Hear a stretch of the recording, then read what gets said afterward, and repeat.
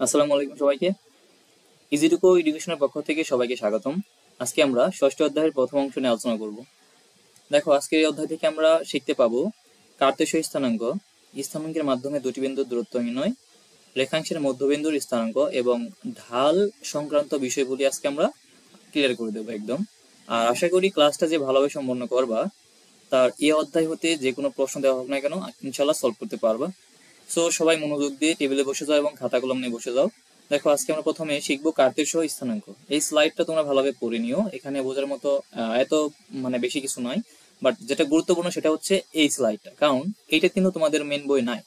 ঠিক আছে? সো এই সম্পূর্ণ কথাটা একদম তোমার খাতায় লিখে রাখো, নোট খাতায়, কেমন? কারণ এটা তোমাদের মেন বই পাবা না এটা। তো দেখো, আমি এই লাইনের মাধ্যমে তোমাদের কার্তেশীয় স্থানাঙ্ক ব্যবস্থাটা একদম ক্লিয়ার করে দিই।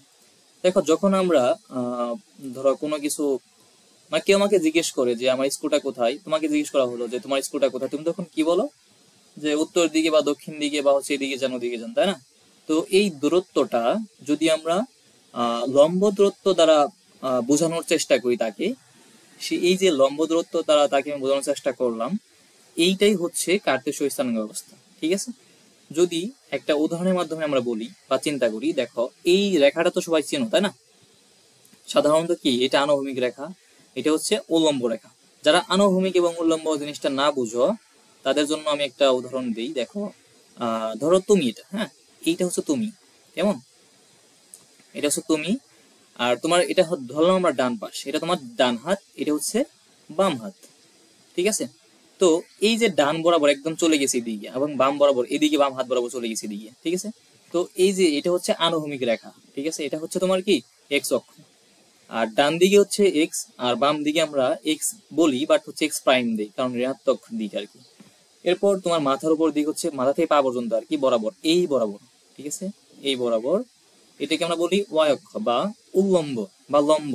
ঠিক আছে? যে যেটা দ্বারা প্রকাশ করতে পারো, সমস্যা নাই। তাহলে কি বললাম? মাথার উপর দিক হচ্ছে কি এবং নিচের দিক এই বরাবর হচ্ছে কি উল্লম্ব, ওয়াই এক্সিস। ঠিক আছে? Y axis. আর ওয়াইটা উপর দিকে আমরা ধনাত্মক ধরি এবং নিচের দিকে ঋণাত্মক ধরার জন্য এটাকে আমরা প্রাইম ইউজ করি এখানে, ওয়াই প্রাইম। তো আশা করি সবার এই বিষয়টা ক্লিয়ার। তাহলে কার্তেশীয় স্থানাঙ্ক কি ভাইয়া? যে কোনো একটা বিন্দুর অবস্থান, দেখো তোমরা এই লাইনটা ভালো পড়ে নাও। কোনো একটা বিন্দুর অবস্থান আমি ইনডাইরেক্ট ডিরেক্টলি তোমাদের বুঝে দিচ্ছি যে এখানে একটা ধরো হচ্ছে বিন্দু দিলাম আমরা, এই বিন্দুর অবস্থান আমি আরেকজনকে বোঝাবো যে এটা কোন জায়গায় আছে।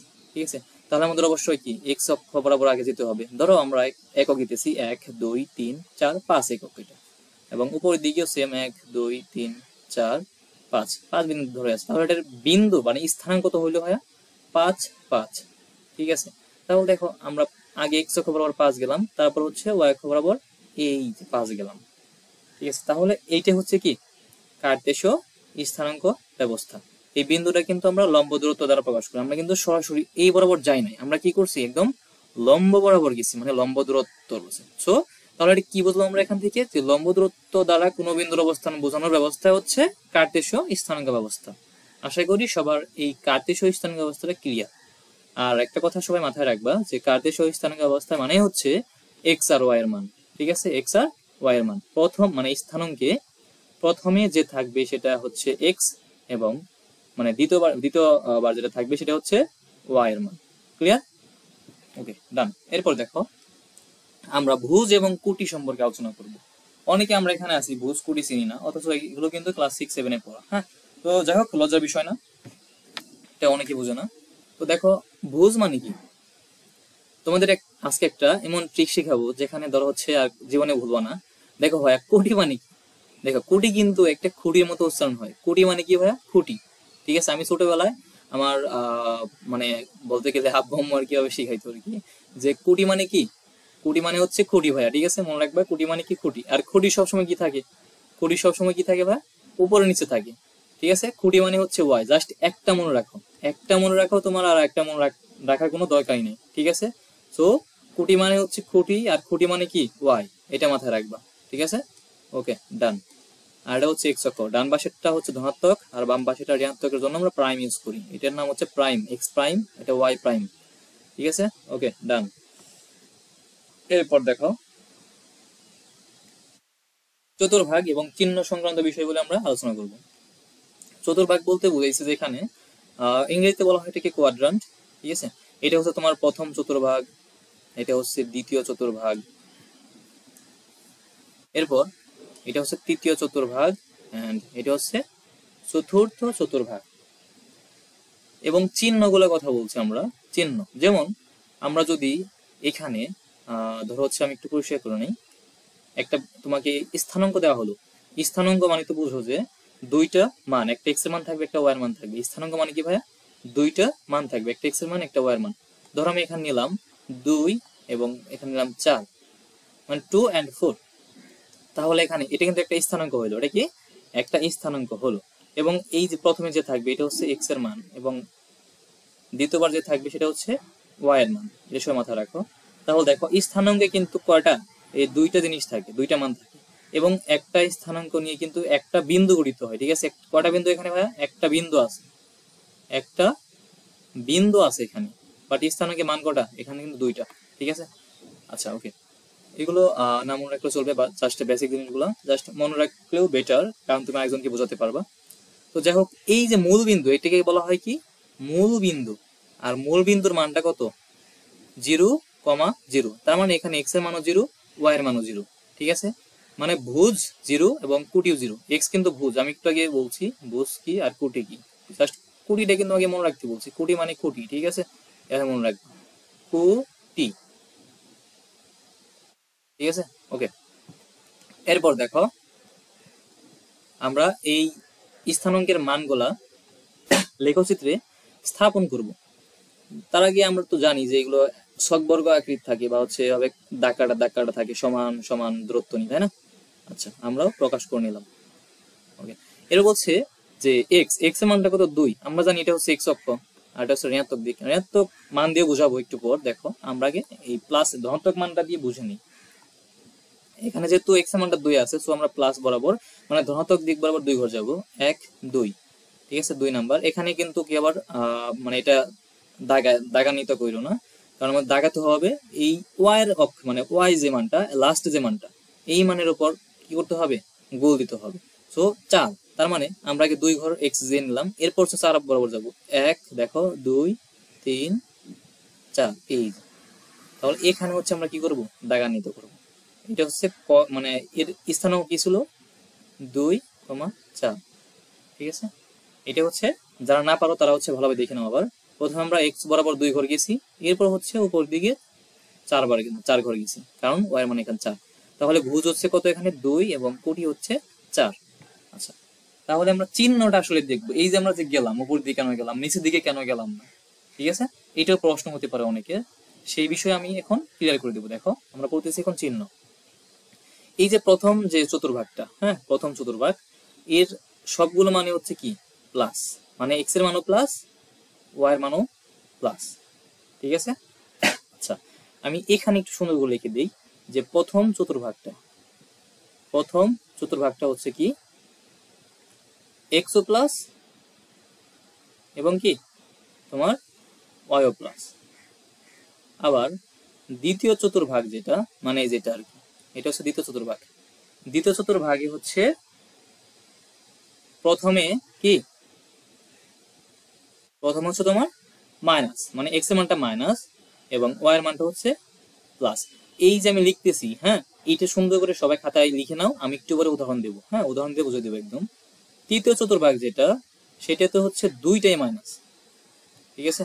এবং চতুর্থ চতুর্ভাগ যেটা, সেটাতে হচ্ছে আগে হচ্ছে তোমার প্লাস, মানে এক্স এর মানটা প্লাস, এরপর ওয়াই এর মানটা হচ্ছে মাইনাস।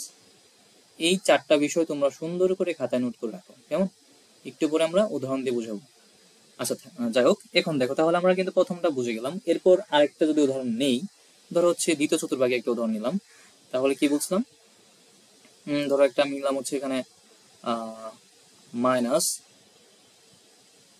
মাইনাস 3 এবং প্লাসে 4 বললাম। এইটার তোমার হচ্ছে লেখচিত্র স্থাপন করে দেখাও বা করতে হবে, বা আমাদের যদি প্রয়োজন পড়ে তাহলে কি করব? এই দিক কিন্তু কি বলছি ভাইয়া? মাইনাস এক্স প্রাইম, এইদিকে এক্স, এদিকে ওয়াই, এদিকে হচ্ছে ওয়াই প্রাইম। তাহলে -3, তার মানে দেখো এটা কিন্তু মাইনাস, এক্স অক্ষের ধনাত্মক দিক হচ্ছে এই ডান পাশটা, এটা হচ্ছে ধনাত্মক দিক, আর এই যে এক্স প্রাইম এই দিক হচ্ছে ঋণাত্মক দিক। আমি একটু তোমাদের জাস্ট বুঝিয়ে দিই। 3, এই যে 1 2 3 and 4, আর লাগবে না আমাদের 1 2 3 and 4, এই যে -1 -2 -3 and -4, আর উপর দিকেও সেম 1 2 3 4 ধনাত্মক 1 2 3 4, এবং নিচের দিকে 1 2 3 4, মানে -1 -2 -3 -4। ঠিক আছে, এখন দেখো -3 আছে কোথায়, তার মানে 1 2 3, এই যে -3 এখানে, তারপর 4, 4 মানে কি প্লাসে আছে এখানে, সব উপর দিকে যাব, তার মানে 1 2 3 4, এই যে এখানে। ঠিক আছে, আচ্ছা, তো আশা করি চতুর্ভাগ সংক্রান্ত এবং চিহ্ন সংক্রান্ত বিষয়গুলো তোমাদের ক্লিয়ার। আর এটার থেকে কি বলছিলাম, দুইটা মাইনাস হবে, আর এটার থেকে আগে প্লাসের দিকে যাবা, তারপর হচ্ছে মাইনাস।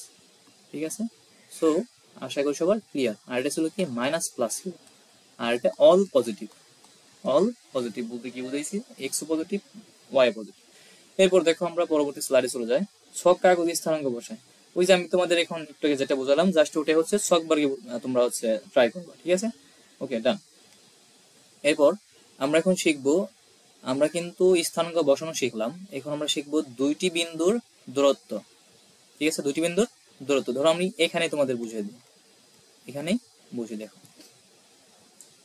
ধরো আমরা একটা বিন্দু পেলাম এখানে, এটা হচ্ছে তোমার কি ছিল ওয়াই অক্ষ, এটা এক্স প্রাইম, এটা হচ্ছে এক্স, আর নিচে হচ্ছে ওয়াই প্রাইম।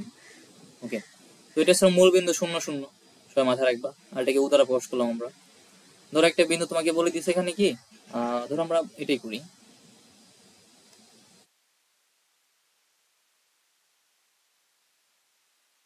ধরো ও একটা বিন্দু নিচ্ছে এখানে, ধরো আমি একটা তোমাদের বানিয়ে বিন্দু দিতেছি, সাপোজ এটাই দিতেছি আমরা, এই যে 3 4, দেখো এখানে কি আছে, পি সমান কি দেওয়া আছে 3 4, আর হচ্ছে কিউ 9 7। এই উদাহরণটা আমরা নেই, 3 4 আর হচ্ছে 9 7, 3 4, এটা হচ্ছে পি, আর কিউ হচ্ছে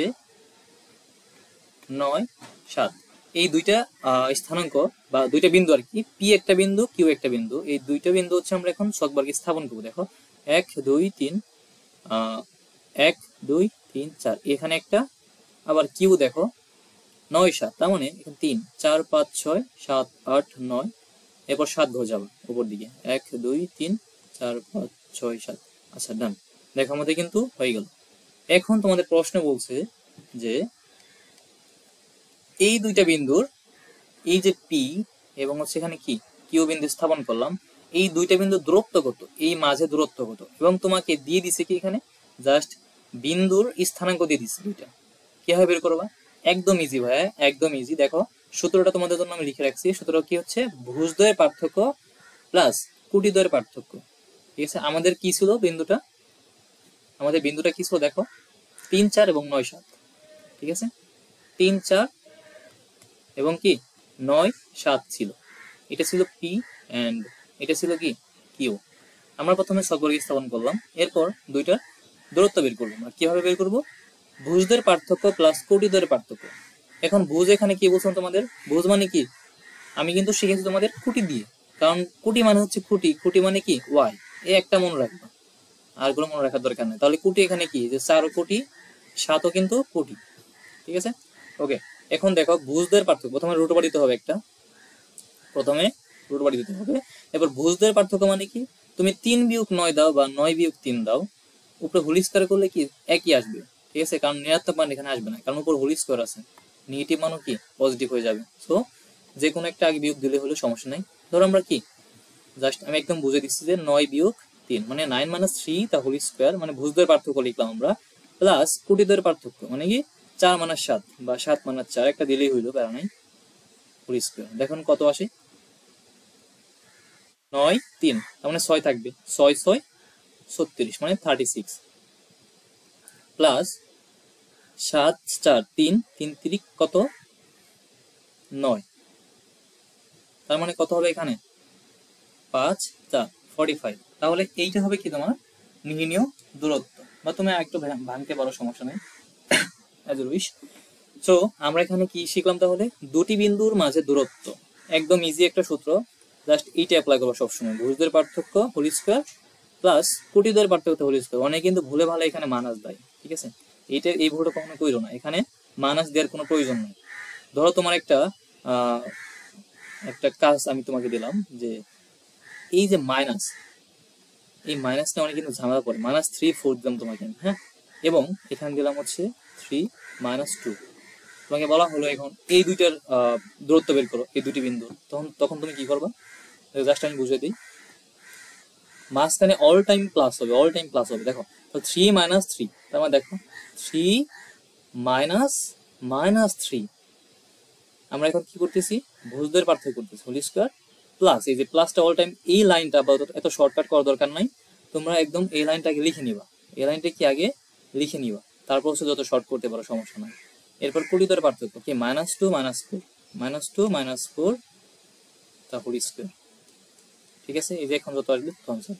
তার মানে 3 3 কত, 9 6 36 প্লাস এখানে কি 4 2 কত 6 36। তার মানে আনসার কত আসবে, 36 72। ঠিক আছে, এটা হচ্ছে আনসার। তো আশা করি বিন্দু দূরত্ব নির্ণয় তোমাদের আর কোনো ঝামেলা হবে না। এগুলো কিন্তু দেখবে তোমাদের অনুশীলনীতে এসে পড়ছে। ঠিক আছে, আচ্ছা এরপর দেখো,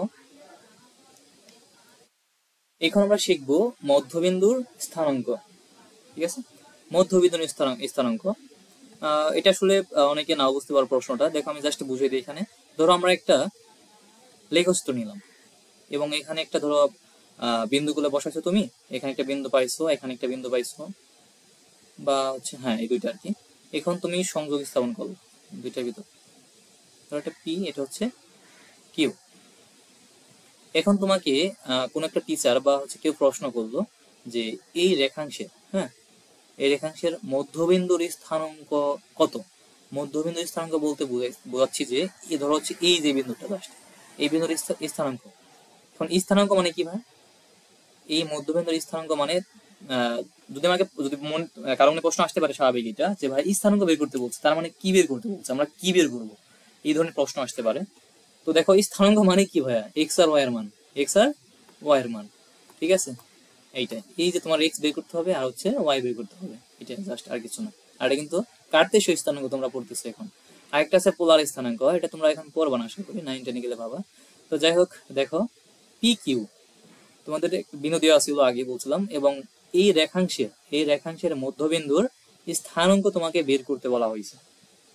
তখন তুমি কি বের করবা, এক্স আর ওয়াই এর মান। এবং কিভাবে বের করবা, একদম ইজি। দেখো তোমাকে তো অবশ্যই দুইটা বিন্দু দেওয়া থাকবে। ঠিক আছে, দুইটা বিন্দু দেওয়া থাকবে, বিন্দুর স্থানাঙ্ক দেওয়া থাকবে। ধরো হচ্ছে পি সমান দিয়ে দিল তোমাকে 3 আর হচ্ছে 4, এবং কিউ ইকুয়াল টু দিয়ে দিল কত তোমার, ধরো হচ্ছে এটাও 3 দিল। ঠিক আছে, এবং এখানে দিল কি ধরো 8। ঠিক আছে, এরপর তোমাকে কি বলা হলো যে এই যে দুইটা বিন্দু, এদের মধ্যবিন্দুর স্থানাঙ্ক কত। তার মানে এই মধ্যবিন্দুতে এক্স আর ওয়াই এর মান কত। এই যে বরাবর হচ্ছে এটা এক্স, আর এই যে এই বরাবর এটা কি ওয়াই। এই দুইটা মান তোমাকে বের করতে বলা হয়েছে। তখন তুমি কিভাবে করবা, একদম জাস্ট ইজি সূত্র। দেখো ভুজদের যোগফলকে 2 দ্বারা ভাগ করবা, কমা দিবা, এটা হচ্ছে কি পাবা, এক্স এর মান পাবা। এক্স মানে কি ভুজ, আগে জানতাম আমরা। আর কোটি মানে হচ্ছে ওয়াই। ঠিক আছে, তো তাদের যোগফলকে 2 দ্বারা ভাগ করলে কি পাবা, কোটির স্থানাঙ্ক পেয়ে যাও। তো দেখো আমরা একটা সলভ করি। ধরো হচ্ছে আমি একটা উদাহরণ দিছি, এটা সলভ করি। ভুজদ্বয়ের যোগফল মানে কি, 3 যোগ 3, 3 যোগ 3 বাই 2, কমা কোটিদ্বয়ের যোগফল মানে কি 8 যোগ 4 ভাগ হচ্ছে 2।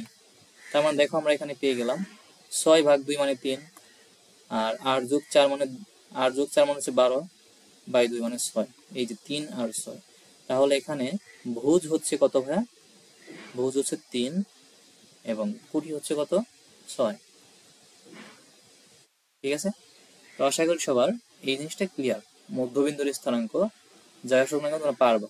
আর যদি মধ্যবিন্দুর স্থানাঙ্ক নির্ণয় করার সময় তোমাদের ধরো হচ্ছে একটা স্থানাঙ্ক ধরো শূন্যতে থাকলো, বা সেখানে শূন্যতে থাকলো, তখন জাস্ট কিচ্ছু না, তুমি শূন্য বসে করবে, এখানে শূন্য দিবা, এখানে শূন্য দিবা, এটা কোনো বিষয় না। সো আশা করি একটা সূত্রের মাধ্যমে তোমরা সবগুলো পারবে। তো এখন দেখো আমরা এই যে এইটা সলভ করে দেখায় তোমাদেরকে। বলছে বিন্দু দ্বয়ের মধ্যবিন্দুর স্থানাঙ্ক নির্ণয় করো। ধরো আমরা আগে সূত্র ইউজ করব, ভুজদ্বয়ের যোগফল বাই হচ্ছে কি 2, কোটিদ্বয়ের যোগফল বাই 2। দেখো আমরা করি এটা সুন্দর করে। প্রথমে কি করব, 4 যোগ এই যে -8 আছে, দিলাম -8 বাই 2, কমা হচ্ছে 6 যোগ 4 বাই 2। এখন দেখো 4 প্লাস মাসে কি মাইনাস, আমরা জানি -8, তার মানে কি -4/2, কমা হচ্ছে কি 10/2। এরপর কি থাকে, 2 দুগুণে 4, মানুষটা একটা থেকে যায় এবং 5 দুগুণে 10। সো এই যে এটা হচ্ছে আমাদের কি মধ্যবিন্দুর স্থানাঙ্ক, ঠিক আছে। আর সবচেয়ে মজার বিষয় হচ্ছে তোমরা যখন এইটা ছকবর্গে স্থাপন করবা, ধরো এই যে এটা ছকবর্গ আমার সাপোজ, হ্যাঁ, মানা যেহেতু আসছে, সো একটা হচ্ছে নিচের দিকে যাবে, আর এই বিন্দুটা সাপোজ আমি ধরে নিলাম যে বিষয়টা এরকম আর কি।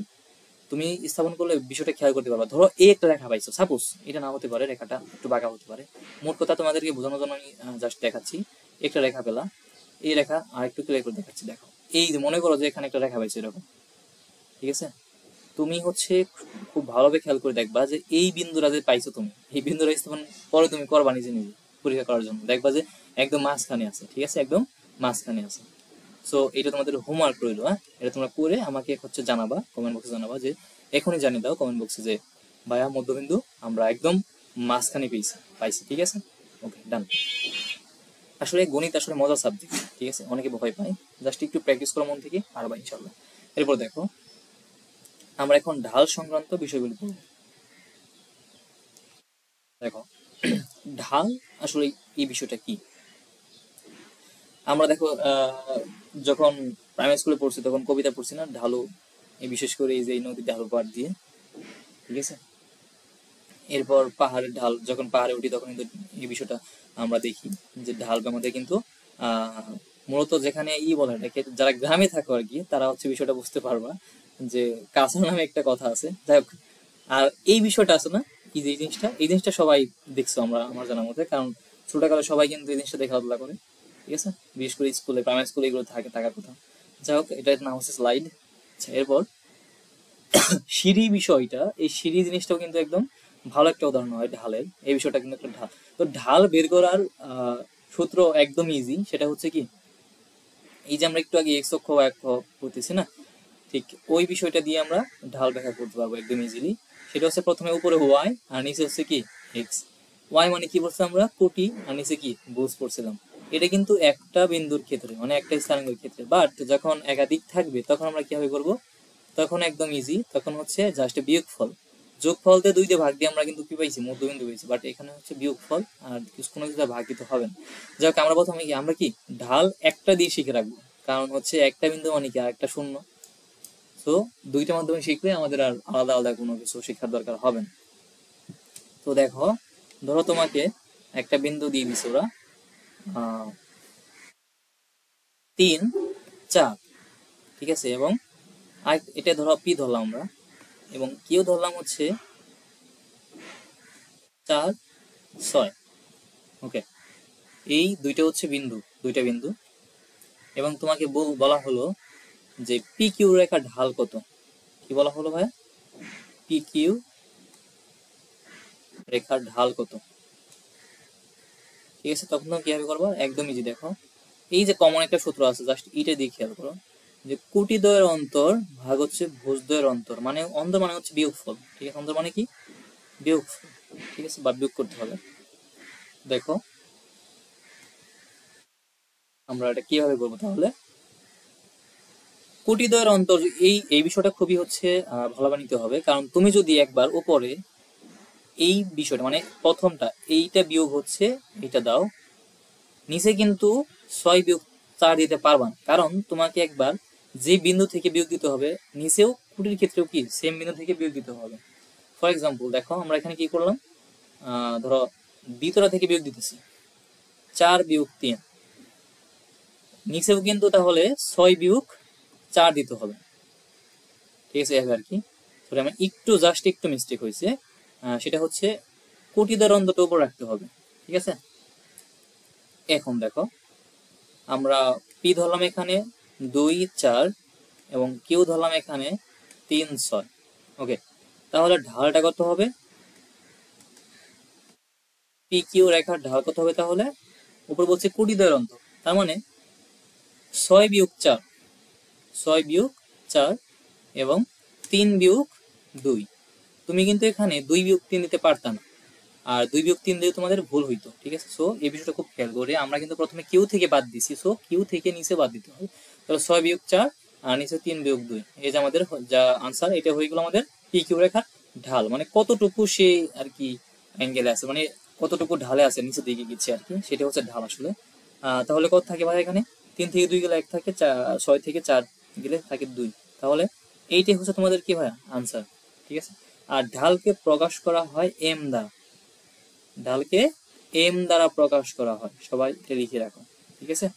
আচ্ছা, এরপর আমরা সমীকরণে চলে যাব, মানে সমীকরণ বানাবো। আমরা এখন কি করলাম, এখন বিন্দু স্থাপন করে, জাস্ট বিন্দু স্থাপন করছি, এরপর হচ্ছে কি বলে এটাকে, আরো অনেক কিছু বেসিক জিনিস আলোচনা করছি, বাট সমীকরণ কখনো বের করি না। বাট আমরা এখন কি করবো, সমীকরণ বের করার সূত্র শিখবো। দেখো, স্থানাঙ্ক দেওয়া থাকলে কিভাবে আমরা সমীকরণ বের করতে পারি, আর এটা হচ্ছে টাইপ 1, সবাই লিখে রাখো, এটা হচ্ছে কি ভাইয়া, টাইপ 1। ওকে, এটা হচ্ছে টাইপ 1, কারণ আরেকটা টাইপ আসবে এখানে। আচ্ছা, তো দেখো এই টাইপ 1 এ আমরা কি শিখবো, ঢালের মাধ্যমে সরলরেখার সমীকরণ, ঠিক আছে। ধরো তোমাকে ঢাল দেওয়া আছে কিছু একটা এম, তখন এবং একটা বিন্দু দেওয়া আছে, বিন্দুটা কি, সাপোজ x1 and y1, ঠিক আছে। তখন তোমাকে সমীকরণ বের করার সূত্র কি, এই যেটা y minus y1 is equal to m into x minus x1। Just আমি একটা উদাহরণ দিয়ে বুঝিয়ে দিই। দেখো এখানে কি বলছে, এমন একটি সরলরেখার সমীকরণ নির্ণয় করো যার ঢাল 3, মানে এম এর মানটা কত দেওয়া আছে ভাই এখানে 3, এবং 0 এক বিন্দু দিয়ে অতিক্রম করে, তার মানে এখানে 0 এখানে x1 এবং y হচ্ছে y1। তার মানে টাইপ 1 আমরা কি শিখবো, যে একটা বিন্দু দেওয়া থাকবে এবং একটা ঢাল দেওয়া থাকবে, তাহলে সমীকরণটা কেমন হবে, সেটা হচ্ছে টাইপ 1। টাইপ 1 সব মাথায় রাখো, এই জন্য অনেক ইজি হবে তোমাদের জন্য আর কি বুঝতে। দেখো আমরা তাহলে এটা করি ফেলি, তাহলে এখানে কি লিখবা, উই নো, বা আমরা জানি সরলরেখা সমীকরণটা হবে, বা যে যার মতো লিখতে পারো, সমস্যা নাই, এরকম করে লিখতে পারো যে ঢাল বিশিষ্ট 3 ঢাল বিশিষ্ট 0,1 বিন্দুগামী সরলরেখার সমীকরণটি হবে y মাইনাস y1। দেখো এই ওয়াইটা কিন্তু কি সমীকরণের ওয়াই, মানে সূত্রের ওয়াই আর কি, যেটা একদম সোজা করে বলতে গেলে। তাহলে y মাইনাস y1, y1টা কত এখানে, y মাইনাস y1 মানে 1 এখানে আছে, is equal to m into m মানে কি 3। দেখো m না দেওয়া থাকলে তুমি কিন্তু বের করতে পারতা, ঠিক আছে, বের করার সূত্র কিন্তু আগে তোমাদের শিখিয়ে দিচ্ছি। তাহলে m into x minus x1, এটা সূত্রের x মাইনাস x1টা কত, 0, 0। তার মানে যদি আমি আরেকটু করি এটা, তাহলে কি হয়, y minus 1 is equal to 3x, ঠিক আছে। আর সমীকরণ বানাতে অবশ্যই তোমরা কি করবা, একটা জিনিস খেয়াল রাখবা, এই x আর y টা অবশ্যই বাম পক্ষে রাখবা, মানে মোট কথা সবগুলো বাম পক্ষে রাখবা, ডান পক্ষে 0 মান দিবা, একদম সুন্দর হবে, ঠিক আছে। তাহলে দেখো আমরা কি করে দেই, y minus 3x minus 1 is equal to 0। এতটুকু রাখলে ইনাফ, লাগবে না। বা তুমি যদি মনে করো যে এক্সটা আমি সামনে রাখবো, তাহলে মানে মাইনাস দ্বারা গুণ করে দিবা, দেন হয়ে যাবে, কারণ ঠিক আছে। ওকে, তাহলে আমরা আজকে কি কি শিখলাম, ঢালের মাধ্যমে সরলরেখার সমীকরণ শিখলাম, একদম উপর থেকে একদম রিপিট করে দিই। দেখো কি কি শিখছি আমরা আজকে। আমরা প্রথমে শিখছি যে কার্তেশীয় স্থানাঙ্ক বলতে আসলে আমরা কি বুঝি, এটা প্রথমে আমরা শিখলাম, ঠিক আছে। মোট কথা এক্স আর ওয়াই দিয়ে মনে রাখবা, যে স্থানাঙ্ক অবস্থায় এক্স ওয়াই মানে ভুজ এবং কুটির মাধ্যমে কোনো একটা বিন্দুর স্থান মানে অবস্থান আমরা বের করি, সেটা হচ্ছে আসলে কার্তেশীয় স্থানাঙ্ক ব্যবস্থা, ঠিক আছে। আচ্ছা, এরপর ভুজ এবং কুটি জিনিসটা আসলে কি, এটা আমরা বুঝলাম, ঠিক আছে। কুটি মানে কি দিয়ে বুঝেছি আমি, কুটি মানে হচ্ছে কুটি মানে উপর দিকে একদম লম্বা বরাবর থাকবে, এটা হচ্ছে কুটি মানে ওয়াই আর কি, ঠিক আছে। আর তার অপরটা তাহলে অবশ্যই এক্স হবে, মানে আনুভূমিক রেখা আর কি, এটা কি আনুভূমিক রেখা। এবং উদাহরণ হিসেবে তোমাদের কি হাত দিয়ে বুঝেছি, হাত বরাবর সব আনুভূমিক, এবং উপর নিচ মাথা এবং পা এটা হচ্ছে ওয়াই অক্ষ মানে কুটি। এরপর আমরা কি শিখছি, চতুর্ভাগ এবং চিহ্ন সম্পর্কে যাবতীয় যা কিছু আছে সবকিছু আলোচনা করছি এখানে। এরপর ছক কাগজ এগুলো স্থানাঙ্কগুলো অবস্থান কিভাবে বসাতে হয় আর কি, এটাও কিন্তু শিখে নিচ্ছি আমরা, ঠিক আছে। ওকে, এরপর এই বিন্দুগুলো স্থাপনের পর আমরা এক বিন্দু থেকে আরেক বিন্দু দূরত্ব কিভাবে বের করতে হয় সেই সূত্র কিন্তু আমরা শিখছি, ঠিক আছে। ওকে, আর এখানে একটা জিনিস বাকি ছিল, সেটা আসলে তোমাদের বাকি বলতে আসলে বাকি না, মোট কথা এখানে পিথাগোরাসের উপপাদ্য আমরা যে সূত্রটা ইউজ করছি দূরত্ব নির্ণয়ে সেটা মতো আসছে পিথাগোরাসের উপপাদ্য থেকে। তো এটা তো সবাই আমরা জানি, ক্লাস 6 থেকে পড়তে করতেছি। ঠিক আছে, যে অতিভুজ স্কয়ার সমান কি অতিভুজ স্কয়ার, অতিভুজ এটা অতিভুজ মানে কি তোমাদের কিন্তু আমি আরেকটা ক্লাসে একদম এই বিষয়টা একদম ক্লিয়ার করে দিয়েছিলাম। ঠিক আছে, এটা হচ্ছে সমকোণ হলে একমাত্র সমকোণের বিপরীত বাহু হচ্ছে অতিভুজ। এই যেটা হচ্ছে অতিভুজ আমরা প্রকাশ করলাম এখানে, ওরা পি কিউ দিয়েছে, সো আমরা এখানে পি কিউ দিলাম। এটা হচ্ছে কি পি, এটা হচ্ছে কিউ। পি কিউটা হচ্ছে অতিভুজ, সমকোণী বিদ্যুৎ একমাত্র সমকোণের বিপরীত বাহুই হচ্ছে অতিভুজ। আর বাদ বাকি যে কোণগুলো সেই কোণের বিপরীত বাহুগুলো হচ্ছে লম্ব। ঠিক আছে, যদি এটা কোণ হইতো, এটা কোণ হইতো, তাহলে এটার বিপরীত বাহু হইতো, এইটা হইতো লম্ব, তাহলে এটা লম্ব হইতো না, এটা ভূমি হয়ে যেত। ঠিক আছে, ওকে ডান। তার মানে সবাই মনে রাখবা যে সমকোণের বিপরীত বাহুই হচ্ছে একমাত্র অতিভুজ। আর পিথাগোরাসের উপপাদ্য কি ছিল যে অতিভুজ স্কয়ার ইজ ইকুয়াল টু ভূমি স্কয়ার প্লাস লম্ব স্কয়ার, আর এখানে স্কয়ারটা যদি এবার চলে যায় তাহলে রুট ওভার হয়ে যাবে। ওকে ডান। আর এই সূত্র থেকে মূলত কি আসছে, দূরত্ব নির্ণয়ের সূত্রটা আসছে, আমরা বিন্দু দূরত্ব যে শিখলাম ওইটা আর কি। ঠিক আছে, এই যে এই সূত্রটা মূলত। ঠিক আছে, তো আশা করি এই বিষয়টা তোমাদের একদম ক্লিয়ার। এরপর আমরা শিখছি কি মধ্যবিন্দুর স্থানাঙ্ক কিভাবে বের করতে হয়। ঠিক আছে, এরপর কি শিখছি আমরা বিন্দুদ্বয়ের মধ্যবর্তী স্থানাঙ্ক একটা উদাহরণ নিয়ে কাজ করছি। ওকে ডান। তাহলে এই যে ঢাল সম্পর্কে কিন্তু আমরা শিখে ফেললাম। মূলত ঢাল মতো কি তোমরা জানো? ঢাল মতো হচ্ছে ধরো একটা সিঁড়ি আর কি, এই যে যেমন সিঁড়িটা, এটা কতটুকু হচ্ছে উপর দিকে আর কি ঢাল, মানে নিচের দিকে নেমে পড়ছে কতটুকু পরিমাণ, সেই পরিমাণটা বোঝাতে আমরা কি করি, ঢাল বের করি। ঠিক আছে, জাস্ট এই মানটা বের করি আমরা এখানে। ওকে, এরপর আর একটা কথা মাথায় রাখবা, আচ্ছা ওটা হচ্ছে তোমাদের নেক্সট ক্লাসে পড়াবো আমি। যাও, তো আজকে ক্লাসটা তাহলে আমাদের এই পর্যন্তই। আশা করি ক্লাসটা সবাই বুঝতে পারছো। আর নেক্সট ক্লাসে আমরা হচ্ছে আহ, একটা সমীকরণ আর অনুশীলনী যে ম্যাথগুলো, সেই অনুশীলনী ম্যাথগুলো আমরা সুন্দর করে একটা একটা করে সলভ করবো। তো সে পর্যন্ত সবাই ভালো থাকো, সুস্থ থাকো, দেখা হবে অন্য কোনো ভিডিওতে।